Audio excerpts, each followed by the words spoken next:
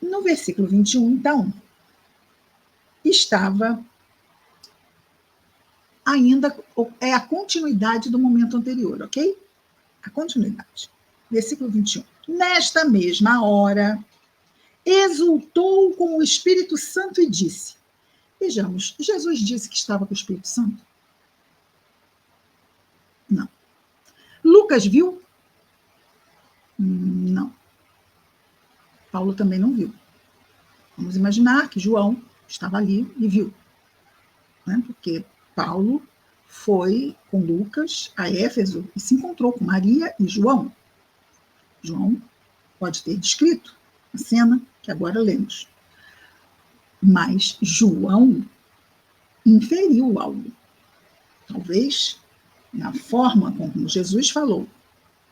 Mas Jesus não, pelo menos o texto não mostra que haja ali uma referência de Jesus dizendo Jesus está com o Espírito Santo, vamos dizer assim, Jesus está ligado a espíritos superiores? Sim, não, talvez. Sempre. Sempre, não é? Sempre. Jesus está sempre nesse estado, porque às vezes ele tem que falar da nossa bem no nosso nível, como a gente falando com criança de 3 anos. Nós não vamos usar palavras difíceis, nós não vamos usar, vai ser algo bem o quê? Básico. Mas ali, naquele momento, Jesus passa a falar com Deus. Vejamos, naquele exato momento onde ele tinha acabado de falar, porque ele tinha acabado de falar o quê? Que eles se alegrassem pelos seus nomes estarem escritos nos céus. Nesse momento, ele se reporta aos céus. Então, nós vemos que não existe solução de continuidade, existe bem uma ideia que vai seguindo adiante. E aí, então, Jesus disse, eu te louvo, Pai. Ele acabou de falar, olha, porque vossos nomes estão escritos nos céus. E isso é algo, vamos dizer assim, que diretamente nos reporta a todos a Deus. Não é? Porque estamos o quê? Nos esforçando para nos elevarmos, para nos aproximarmos de Deus. Então, Jesus vai e Jesus, ele tem, e é fantástico, né? Tudo nele é fantástico. Mas ele traz a ideia de Deus sempre. Né? Ele traz, olha, é o Pai, preste atenção, porque nós nos ligamos muito a ele. Porque ele é alguém que se fez visível, audível. Deus é extremamente o quê? Abstrato. Ele já buscou aproximar a ideia de Deus de nós, trazendo a imagem do Pai, para que nós nos sentíssemos mais próximos, ainda na nossa imaturidade natural de espíritos. Mas ele sempre busca ajudar com que nós estejamos criando esse vínculo com Deus. E aí ele faz isso. Eu te louvo, Pai, Senhor do céu e da terra, porque ocultastes essas coisas dos sábios e inteligentes e a revelaste aos infantes, ou seja, aos simples. Ora, o que terá sido ocultado dos doutos e sábios? E como se dá essa ocultação? Quem oculta é Deus? Quem oculta é Jesus? Ou quem oculta é o orgulho dos sábios e dos doutos? Quem, não é? Inteligentes é a mesma coisa. Quem é que oculta? Quem oculta é o orgulho, que não se permite ver, perceber, aceitar. Imagina. O Luciano está dizendo sim. Então, a humildade nós vamos encontrar nos simples. E nós estamos falando nos simples moralmente, nos simples morais. Podemos ter simples ricos, podemos ter orgulhosos pobres. Veja, esse contexto, claro que nós vamos ter mais facilmente perceptível, né, naqueles que se acham dotados de algum poder e que então olham muitas vezes com desdém para até as questões espirituais. As questões espirituais tiram o foco do poder mundano, não tiram? O que são os poderes mundanos, os recursos amoedados frente às questões espirituais? Então, às vezes, não é algo que não chama a atenção, não interessa.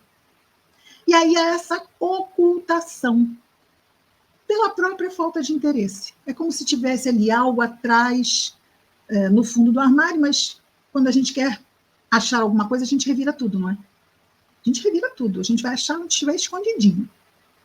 Mas quando a gente não tem interesse de achar, pode estar em cima da mesa que a gente não vai ver. Não há interesse. Então, o maior cego é sempre aquele que não quer ver.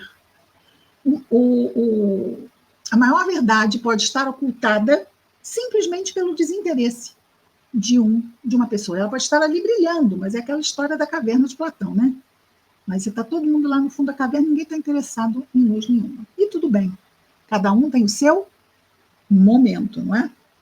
Mas Jesus, então, exalta o fato de que a revelação se dá. Ela se dá.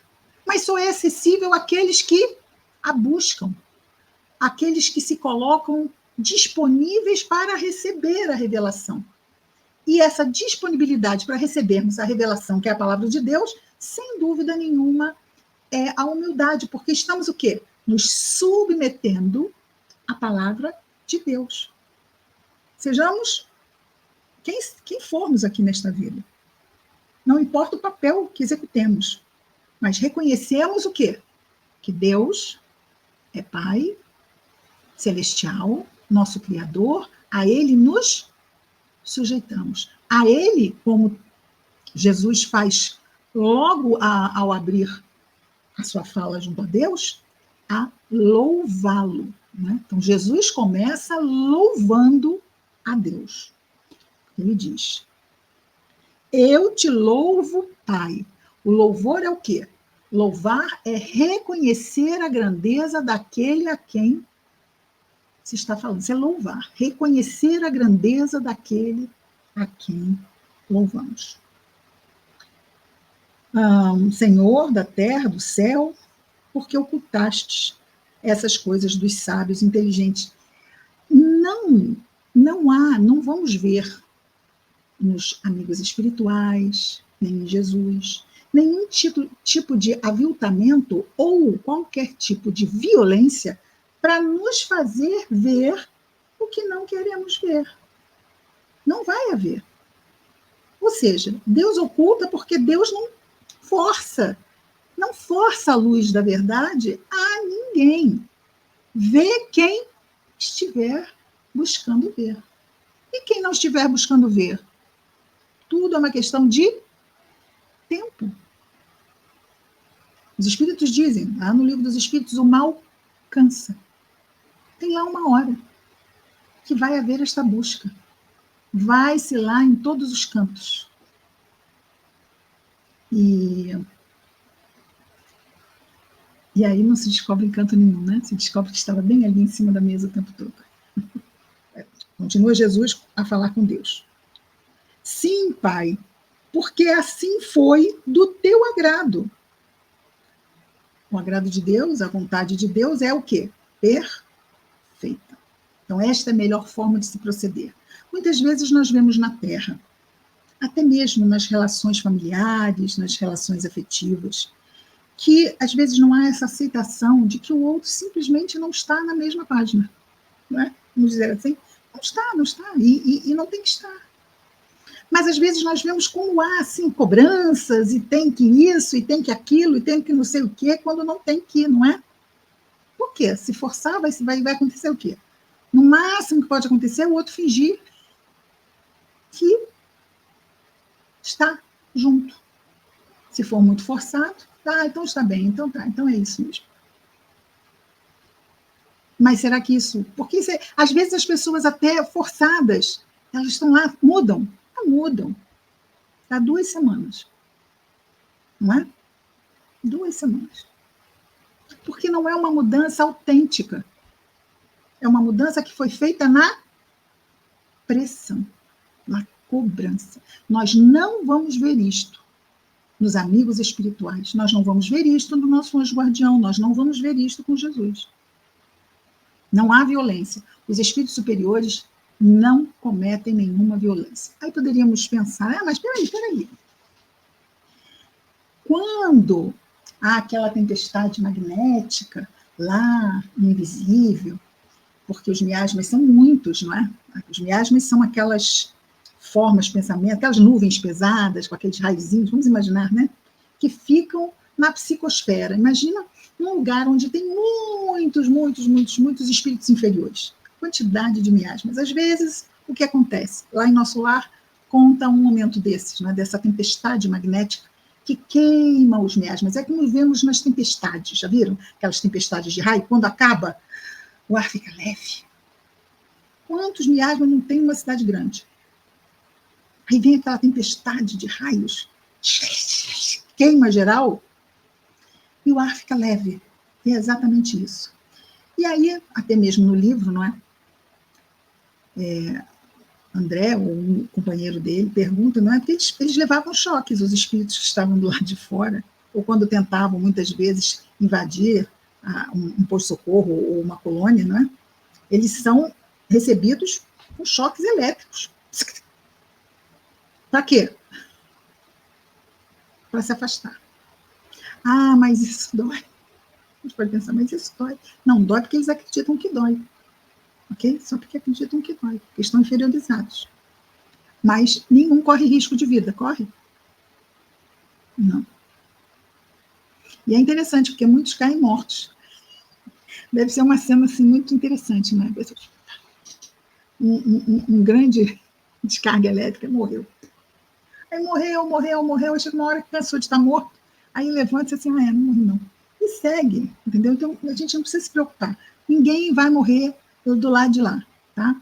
E são simplesmente medidas protetivas, não é? É preciso que hajam medidas protetivas. Por quê? Porque quem está querendo invadir está com boas intenções? Não está. Então, vão poder entrar? Não vão poder.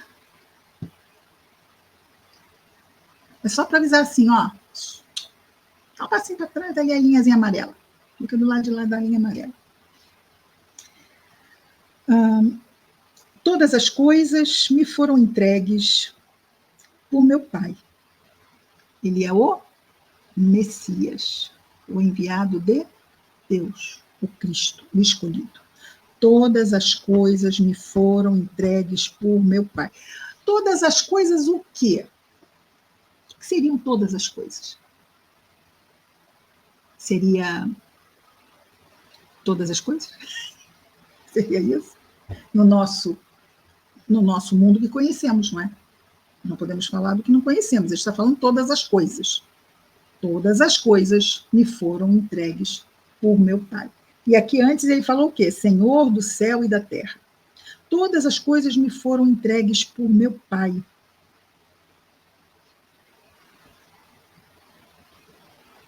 É algo a se pensar. Todas as coisas.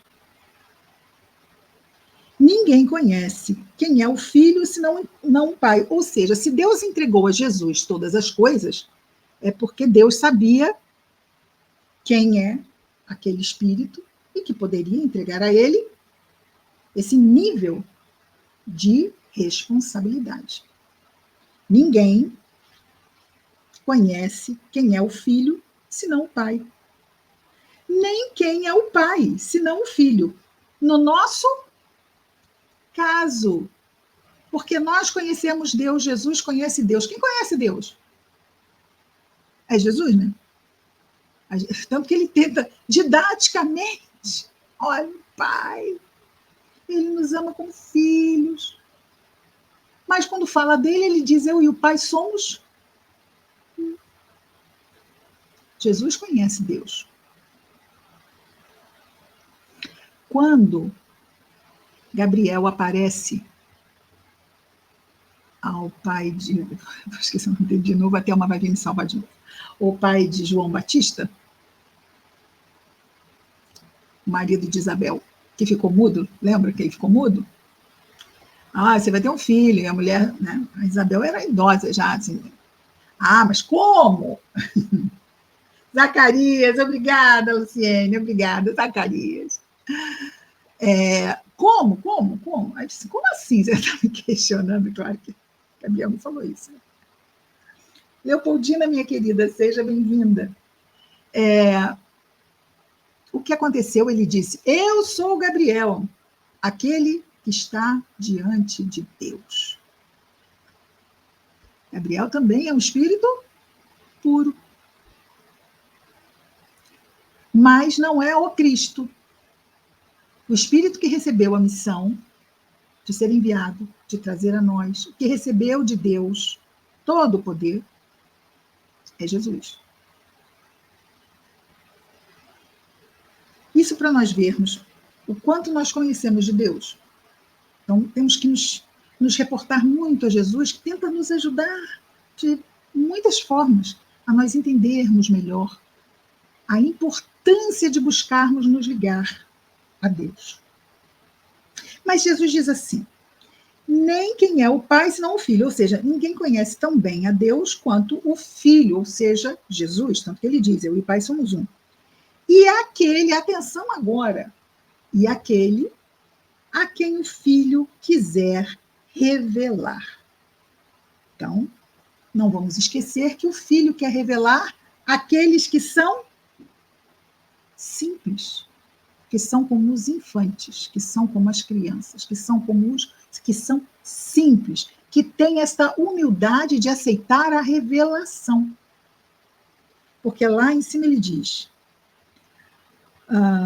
e a revelaste aos infantes. E mais embaixo, então, ele vai dizer, e a quem o Filho quiser revelar. Ele usa o mesmo termo, o revelar. Por quê? Porque Deus revela, mas quem revela a nós é Jesus. Quem revela a palavra de Deus a nós é o Messias, é o Cristo. É quem Deus enviou para nos revelar a sua palavra. E só consegue receber essa palavra aqueles que se colocam acessíveis para isto. Que nos colocamos, vamos ser positivos, acessíveis para isto. E aquele a quem o Filho quiser revelar. Ah, Jesus tem preferência, então? Quer revelar a quem? A todos. Mas ele não é uma pessoa que chegue aqui iludida, é. Ele quer revelar a todo aquele que queira ouvir. É isso que ele quer. Ele não vai investir o tempo dele em quem não quer ouvir.